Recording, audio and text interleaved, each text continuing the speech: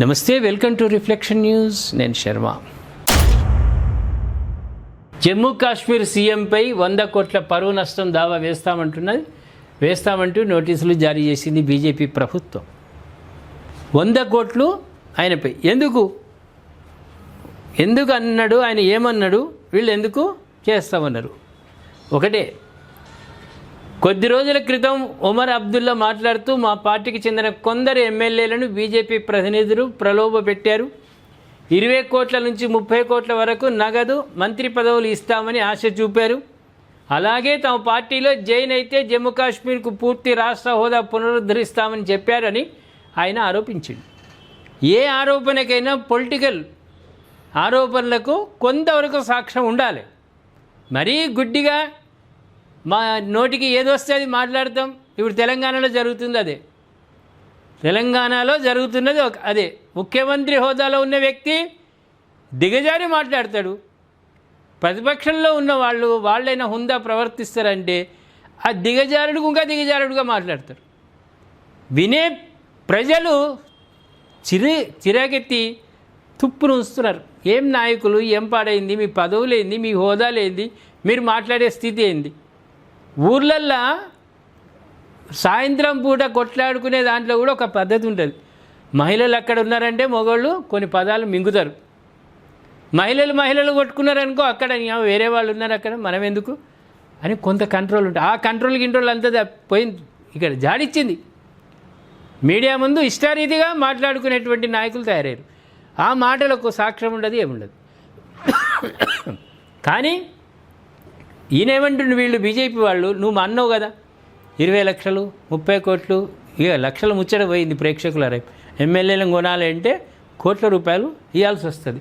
20 కోట్లు 30 కోట్లు అన్నావు కదా, అవి ఎక్కడున్నాయి చూపించు.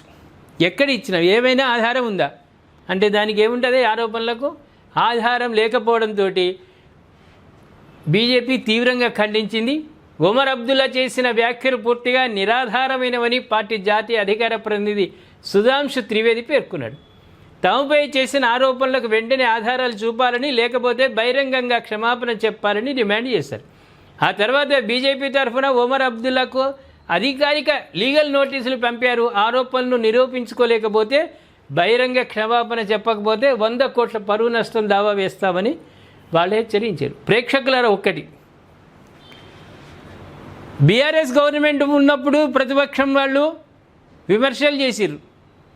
ఇప్పుడు అధికార పక్షంలో ఉన్న వాళ్ళను ప్రతిపక్షం విమర్శలు చేస్తుంది. ఇంత తిన్నారు అంత తిన్నారని. మధ్యలో కవితకొచ్చింది. ఇక నానా రకాల జంతువులతో పోల్చుకుంటూ అవినీతిలో తిమింగిలం నువ్వు, అది ఇదేని మాట్లాడు. నిజంగా ఏమైనా ఆరోపణలు ఉంటే మీడియా ముందుకు రావడానికి ముందే సాక్ష్యాలు చూపించాలి మీడియాకు. అప్పుడు ప్రజలు నమ్ముతారు. కానీ దేవుడు నోరిచ్చిండు, నాలుక ఇచ్చింది, నరం లేని నాలుకని ఇచ్చింది.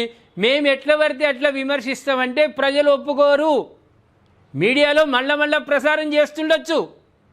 సాయంత్రం దాకా, అర్ధరాత్రి దాకా మీయే చక్కర్లు కొడుతుండొచ్చు, సోషల్ మీడియాలో చక్కర్లు కొడుతుండొచ్చు. కానీ ఒకళ్ళు అవినీతి చేస్తున్నాడు, ఒకడు దొంగ, ఒక ద్రోహి అని అన్నప్పుడు దానికి సాక్ష్యం చూపించాలి మీడియాలో.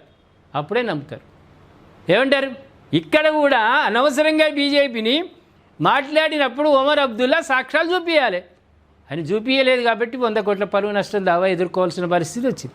ఏమంటారు ప్రేక్షకులారా? ఒమర్ అబ్దుల్లా చేసింది మాట వాస్తవమేనా? వాస్తవం కాకుంటే బీజేపీ 100 కోట్ల దావా వేస్తానని నోటీసులు ఇచ్చింది కదా, పరువు నష్టం దావా నిజమేనా? అది మంచి పనేనా? దయచేసి కామెంట్ రూపంలో తెలియజేయండి. సబ్స్క్రైబ్ చేసుకోండి, షేర్ చేయండి.